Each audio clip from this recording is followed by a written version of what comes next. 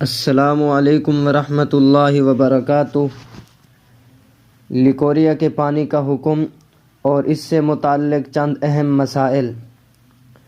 پہلا مسئلہ یہ ہے کہ عورتوں کو لیکوریا کی بیماری ہوتی ہے جس کی وجہ سے رحم سے سفید پانی رستا رہتا ہے۔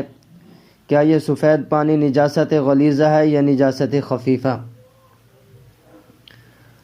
تو اس کا جواب یہ ہے کہ لیکوریا کی بیماری میں جو پانی خارج ہوتا ہے وہ چونکہ رحم سے خارج ہوتا ہے اس لیے وہ مزی کی طرح نجاست غلیظہ ہے۔ دوسرا مسئلہ یہ ہے کہ اگر کسی عورت کو یہ بیماری ہو اور وہ نماز بھی پڑھتی ہو، چونکہ پانی رسنے کا کوئی خاص وقت مقرر نہیں ہوتا، تو کیا اس پانی کی وجہ سے کپڑے ناپاک ہو جاتے ہیں؟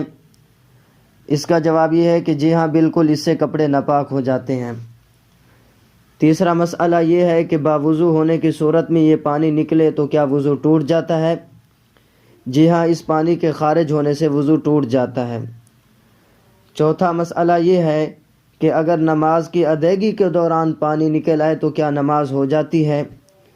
تو اس کا جواب یہ ہے کہ نماز نہیں ہوگی الا یہ کہ معذوری کی صورت ہو جائے۔ پانچواں مسئلہ یہ ہے کہ اگر نماز نہیں ہوتی تو اس سلسلے میں کیا طریقہ اختیار کیا جائے کہ نماز ضائع نہ ہو؟ تو اس کی صورت یہ ہے کہ اگر پانی ہر وقت بہتا رہتا ہے اور اتنا وقفہ بھی نہیں ملتا کہ اس میں 4 رکعت نماز ادا کی جائے تو پھر یہ عورت معذور کے حکم میں ہے۔ ایسی عورت کے لیے جائز ہے کہ وہ ہر نماز کا وقت داخل ہونے پر وضو کر لے اور اس سے جو چاہے فرض اور نوافل وغیرہ پڑھتی رہے جب تک اس نماز کا وقت رہے گا۔